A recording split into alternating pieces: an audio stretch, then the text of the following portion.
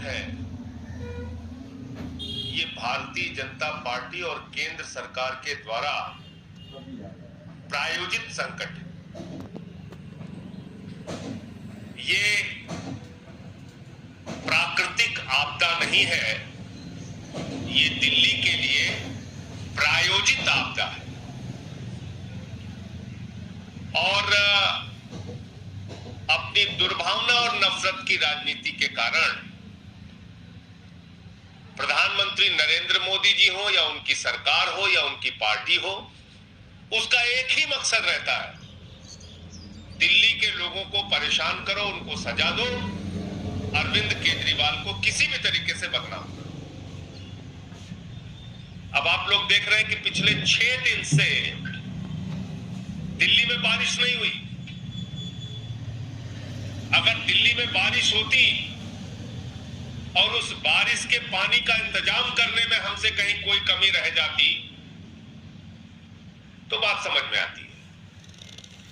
लेकिन 6 दिन से दिल्ली में बारिश नहीं हुई और पानी खतरे के निशान से ऊपर चला गया।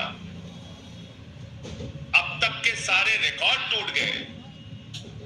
तो ये हुआ कैसे कि बारिश भी नहीं हो रही और बाढ़ भी आ गई? तो ये भारतीय जनता पार्टी के द्वारा प्रायोजित संकट है। 9 तारीख के बाद से लेकर 13 तारीख तक ईस्टर्न और वेस्टर्न कैनाल में पानी नहीं छोड़ा गया। हथनी कुंड बैराज, उसकी लॉकशीट आप चेक कीजिए, वो लॉकशीट चिल्ला चिल्ला कर बोल रही है कि ना तो पानी ईस्टर्न कैनाल में छोड़ा गया, ना वेस्टर्न कैनाल में छोड़ा गया, सारा का सारा पानी दिल्ली की तरफ छोड़ा गया और कहा गया कि इसको डुबा दो, किसी भी तरीके से दिल्ली को बाढ़ में डुबाओ। और वो काम हुआ। कल जब हम लोगों ने प्रेस कॉन्फ्रेंस की इस सवाल को उठाया, 1-2 दिन से जब इसकी चर्चा तेज हुई, उसके पहले सौरभ भारद्वाज जी ने, सोमनाथ भारती जी ने इस मामले को उठाया कि भाई किस तरीके से एक ही तरफ सारा पानी छोड़ा जा रहा है। तो आनंद फानन में 13 तारीख को पहले वेस्टर्न कैनाल में पानी छोड़ा गया और फिर 14 तारीख को ईस्टर्न कैनाल में पानी छोड़ा गया। और तब क्या दे रहे हैं? कल से जब मैंने प्रेस कॉन्फ्रेंस की तो कुछ कुतर्क लेके सामने आए। कहने लगे, साहब जो नदियां होती हैं वहां पानी छोड़ा जाता है, केनाल में तो सिर्फ सिंचाई का पानी छोड़ा जाता है, नहरें तो कमजोर होती हैं, उसमें पानी कैसे छोड़ा जा सकता है? तो मैंने कहा, भाई अगर ये और सेंट्रल वाटर कमीशन की रिपोर्ट है, उनकी गाइडलाइन है, उसके आधार पर ये हम पानी छोड़ते हैं। ये तमाम तर्क कल से दिए जा रहे हैं और कहा जा रहा है ये कैसी बात संजय सिंह जी कर रहे हैं, कैसी बात आम आदमी पार्टी वाले कर रहे हैं। अगर भाजपाइयों की बात सच है तो मैं आज उनसे पूछना चाहता हूं कि अगर नहरें कमजोर थी, अगर पानी तुम नहीं छोड़ सकते थे, तो आम आदमी पार्टी के ये मुद्दा उठाने के बाद 13 तारीख को नहर मजबूत हो गई, 14 तारीख को ईस्टर्न कैनाल मजबूत हो गया और 13 तारीख को वेस्टर्न कैनाल मजबूत हो गया। जब हम लोगों ने मुद्दा बनाया तब उन्हीं नहरों में आप पानी छोड़ रहे हैं। तब सेंट्रल वाटर कमीशन की गाइडलाइन आपको याद नहीं आ रही? तो क्या सेंट्रल वाटर कमीशन और मोदी सरकार ने कहा है कि सारी की सारी बाढ़, सारा का सारा पानी, सारी की सारी मुसीबत दिल्ली वालों पर छोड़ दो? ये गाइडलाइन है क्या?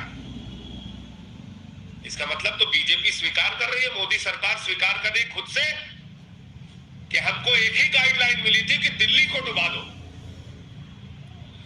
दिल्ली को बाढ़ में झोंक दो किसी भी तरीके से, सारा पानी दिल्ली में छोड़ दो। ईस्टर्न कैनाल में ओवर कैपेसिटी नहीं जा सकती, वेस्टर्न कैनाल में ओवर कैपेसिटी नहीं जा सकती, लेकिन दिल्ली में ओवर कैपेसिटी भेजो पानी, ये गाइडलाइन है। और अगर आपकी गाइडलाइन और नहर कमजोर होने का तर्क सही है, तो वो तर्क 13 और 14 तारीख को खत्म क्यों हो जा रहा है? अब मैं आपको दिखाता हूं कि जो कैनाल सूखी हुई थी, जिसमें पानी नहीं जा रहा था, उसमें कैसे आम आदमी पार्टी के द्वारा मुद्दा उठाए जाने के बाद पानी छोड़ा गया। ये केंद्र सरकार की गहरी साजिश है दिल्ली वालों को मुसीबत में डालने की। मैं फिर से दोहरा रहा हूं, मोदी जी आपने 5 राज्यों को अनाज छोड़ के फ्रांस जाना जरूरी समझा और अपने नेताओं को, अपनी पार्टी को कह दिया एक ही काम करना, दिल्ली को बर्बाद करने में जो भूमिका निभा सकते हो वो निभाओ। और वो सारे काम इसी काम में लग गए। अब आप देखिए,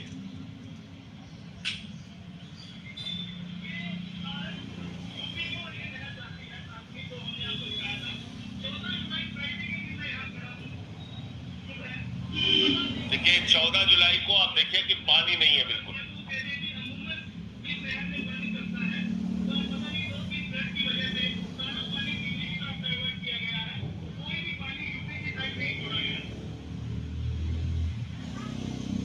अब ये देखिए कल से पानी छोड़ता है।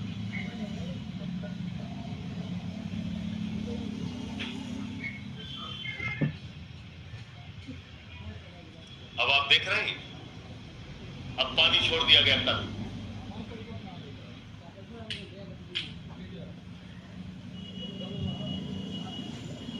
तो मैं मोदी जी से और भारतीय जनता पार्टी के लोगों से कहना चाहता हूं कि इस आपराधिक कृत्य के लिए जो लोग जिम्मेदार हैं, उनके खिलाफ एफआईआर होनी चाहिए।